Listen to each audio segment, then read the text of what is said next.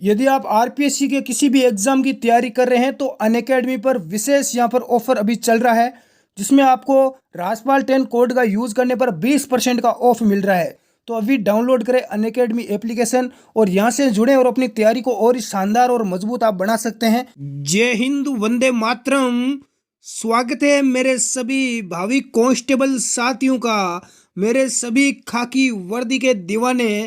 Class में live जुड़ जाएं और एक बार क्लास को दबाकर लाइक और शेयर कर दें।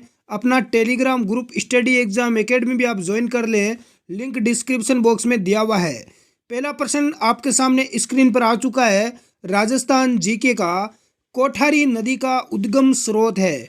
कोठारी नदी कहाँ से इसका उद्गम होता है? बहुत ही अच्छा प्रश्न पूछा गया है। इस प्रश्न का राइट आंसर क्या हो जाएगा? दिवेर की पहाड़ियाँ। क्या हो जाएगा? दिवेर की पहाड़ियाँ। कोठारी नदी राजसमंद जिला। कौन सा जिला? राजसमंद जिला।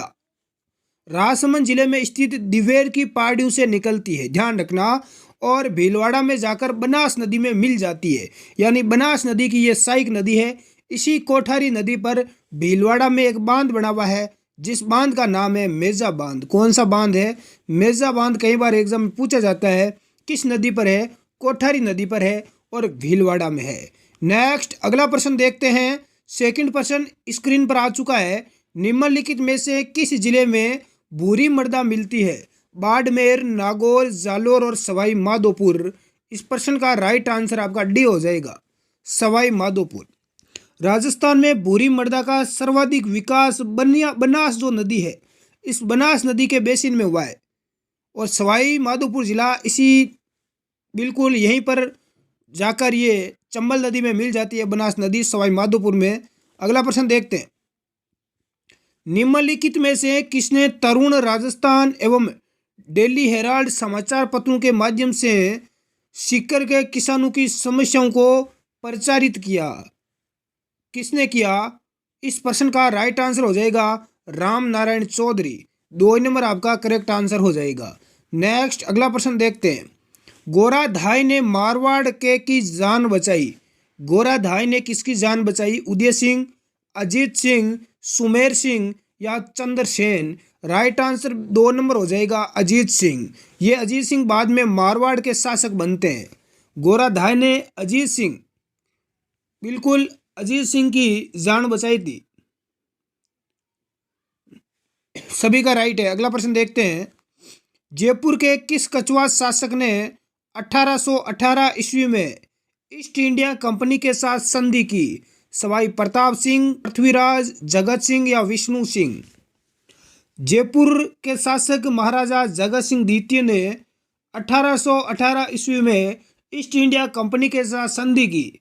जगत सिंह सेकंड को जयपुर का बदनाम शासक भी कहा जाता है, यह भी आप ध्यान रखना। इसका राइट आंसर हो जाएगा आपका, क्या हो जाएगा? जगत सिंह, जिसे बदनाम शासक कहा जाता है।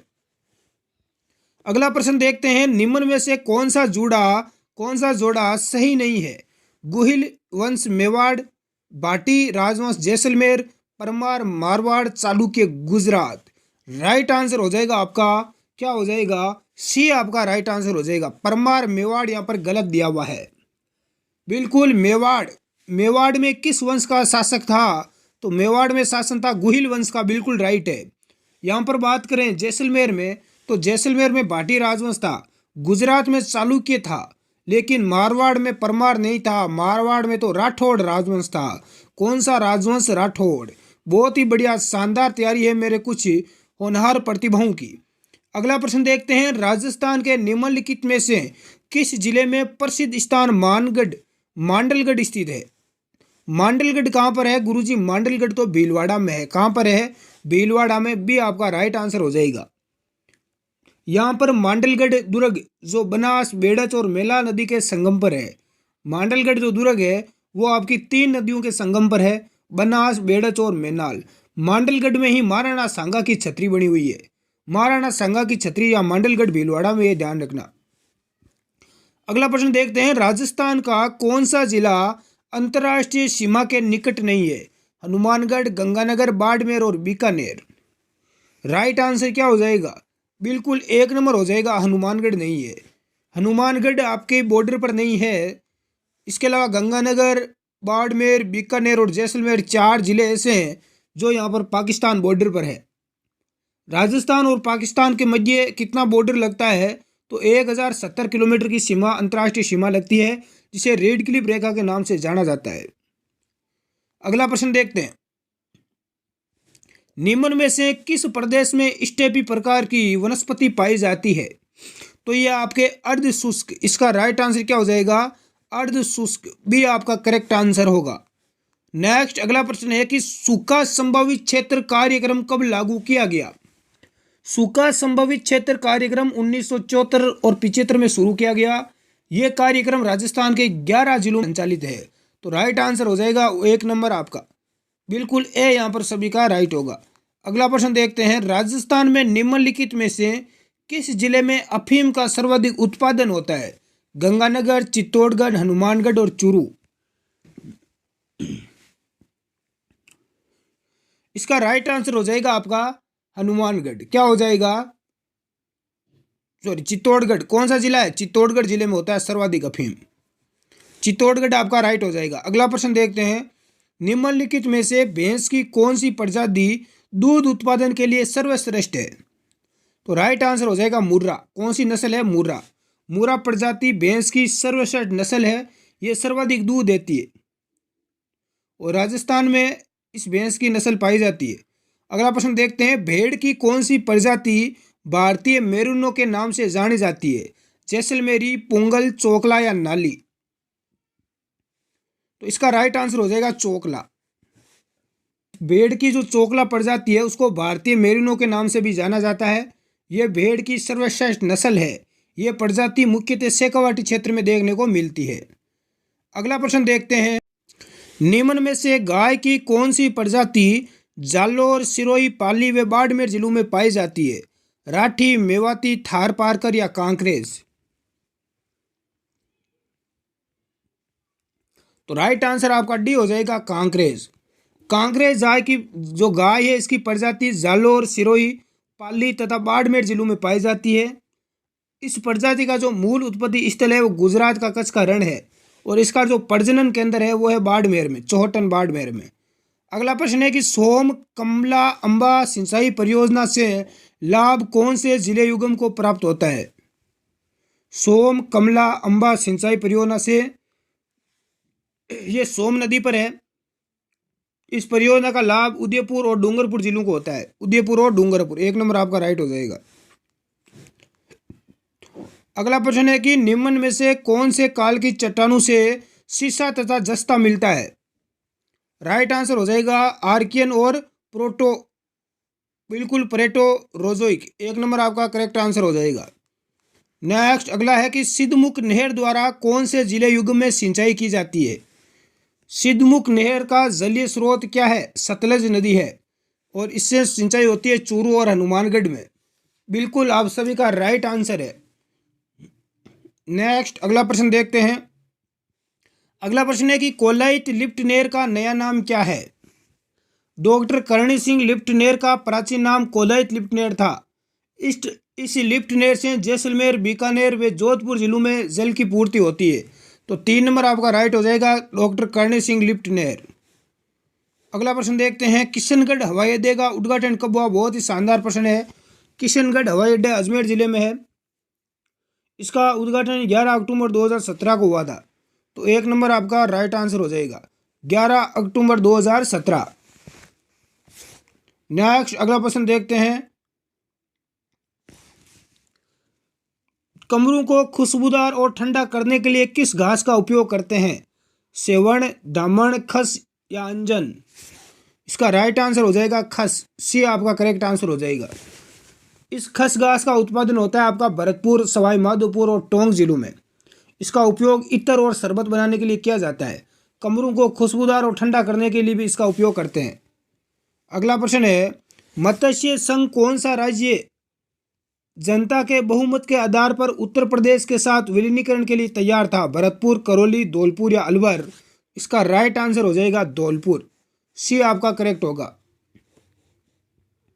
अगला प्रश्न क्या है कि अकबर की चित्तौड़ विजय के उपरांत मेवाड़ में मुगल शासकों के सिक्के जारी हुए जिन्हें कहा जाता था, इन सिक्कों को क्या बोला जाता था?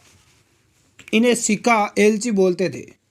बी आपका राइट आंसर हो जाएगा।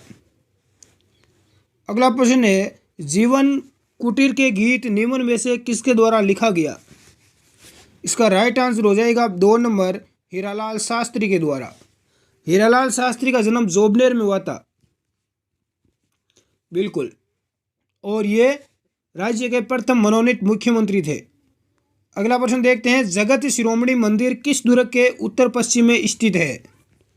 राइट आंसर क्या हो जाएगा? जगत शिरोमणि मंदिर।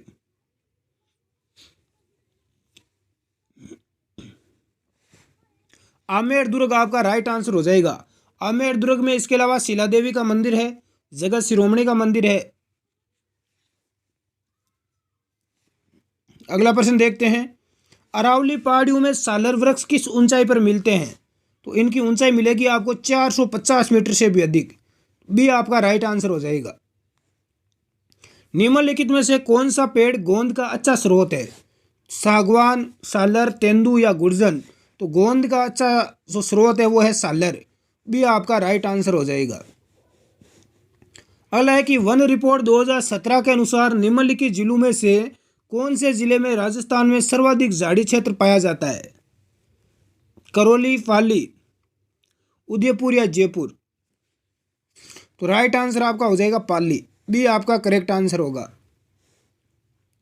नेक्स्ट है कि निम्नलिखित में से कौन सा खनिज सिंगाना के मदान कुदान क्षेत्र में निकलता है? तो यहाँ पर आपका तांबा निकलता है। कौन सा निकलता है? तांबा। अगला प्रश्न है कि निम्नलिखित में से किस प्रकार का कोयला गुणवत्ता में श्रेष्ठ माना जाता है? लिग्नाइट, पीट, बिटूमिन या एंथ्रासाइट? तो ये आपका हो जाएगा एंथ्रासाइट। डी आपका राइट आंसर हो जाएगा, क्योंकि इसमें जो कार्बन की मात्रा है वो 80 से 90% होती है। नेक्स्ट है कि राजस्थान की प्रथम महिला सांसद कौन थी? राइट आंसर हो जाएगा शारदा भार्गव। सी आपका करेक्ट आंसर होगा। नेक्स्ट अगला है कि कर्णा भील किस वाद्य यंत्र का प्रसिद्ध वादक था? तो ये आपका कर्णा भील था सुधीर वाद्य यंत्र। और 1 नंबर आपका राइट हो जाएगा नड। क्या है? नड। नड एक क्या होता है? सुधीर वाद्य यंत्र होता है। अगला प्रश्न देखते हैं, भीलवाड़ा जिले की नदी पर बागोर स्थित है। तो ये बागोर क्या है? भीलवाड़ा जिले की कोठारी नदी पर है। कौन सी नदी पर है? कोठारी नदी पर बागोर सभ्यता स्थित है। यहाँ पशुपालन के पुराने साक्ष्य मिले हैं। अगला प्रश्न देखते हैं, निम्नलिखित प्रतिहार शासकों में से किसने मंडोर को बदलकर मेड़ता को राजधानी बनाया? तो मेड़ता को राजधानी बनाया था नागभट्ट ने। किसने बनाया? नागभट्ट ने। अगला प्रश्न है कि जयपुर के किस शासक ने लगातार 3 मुगल सम्राटों जहांगीर, शाहजहां और औरंगजेब की सेवा की, गुलामी की? तो वो आपका जयपुर का शासक था मिर्जा राजा जय सिंह। सी आपका राइट आंसर हो जाएगा। अगला प्रश्न है कि रतवाई लोकगीत किस क्षेत्र में पाए जाते हैं? मेवाड़, मारवाड़, मेवात या हाड़ौती? तो ये पाए जाते हैं मेवात। कहाँ पर? मेवात में। जयपुर में हवामहल का निर्माण किसने करवाया? तो 1799 ईस्वी में सवाई प्रताप सिंह ने हवामहल का निर्माण करवाया था। बी आपका राइट आंसर हो जाएगा। राजस्थान में 1857 में पहला विद्रोह कहाँ पर हुआ? तो ये पहला विद्रोह हुआ था नसीराबाद छावनी में। ए आपका राइट आंसर हो जाएगा। अगला प्रश्न है कि सिद्धराज डड्डा कौन थे? तो ये आपके गांधीवादी और सर्ववादी नेता थे। बी आपका राइट आंसर हो जाएगा। खारी नदी का उद्गम राजसमंद जिले के उत्तर में स्थित गांव की पहाड़ियों से होता है। तो कौन सी पहाड़ियाँ? बिजराल की पहाड़ियाँ। डी आपका राइट आंसर होगा। अगला प्रश्न है, कोफेन वर्गीकरण के अनुसार जैसलमेर व बीकानेर के पश्चिमी भागों में निम्नलिखित में से किस प्रकार की जलवायु पाई जाती है? तो इसका राइट आंसर हो जाएगा BWHW। ए आपका करेक्ट आंसर होगा। ये प्रश्न एग्जाम में पूछा जा चुका है। राजस्थान का निम्नलिखित में से कौन सा क्षेत्र बीहड़ भूमि की समस्या से ग्रसित है? तो ये आपका है चंबल। बी आपका राइट आंसर हो जाएगा। निम्नलिखित में से किसका प्रयोग कब्ज ठीक करने में करते हैं? तो अरंडी के तेल का करते हैं। किसका करते हैं? अरंडी का तेल। अगला प्रश्न देखते हैं, राजस्थान में तेंदुपत्तियों का उपयोग मुख्यतः किसके निर्माण के लिए किया जाता है? तो राइट आंसर हो जाएगा बी डी के निर्माण के लिए, बी आपका करेक्ट आंसर होगा। अगला प्रश्न है टोडगढ़ रावली वन्यजीव अभयारण्य राजस्थान के निम्नलिखित में से किस क्षेत्र में स्थित है? तो ये आपका अजमेर, पाली और राजसमंद में है। इस प्रश्न का राइट आंसर सी हो जाएगा। आज की क्लास का अंतिम प्रश्न, राजस्थान का वर्तमान में निम्नलिखित में से कौन सी प्राकृतिक आपदा से संबंधित नहीं है? भूकंप, बाढ़, सूखा या सुनामी? तो सुनामी राजस्थान में नहीं आती, डी आपका राइट आंसर हो जाएगा। तो 45 में से आपके कितने प्रश्न राइट हुए हैं? छोटी सी क्लास थी लेकिन प्रश्न ज़्यादा थे। धन्यवाद साथियों, जय हिंद। क्लास कैसी लगी कमेंट करके ज़रूर बताएं।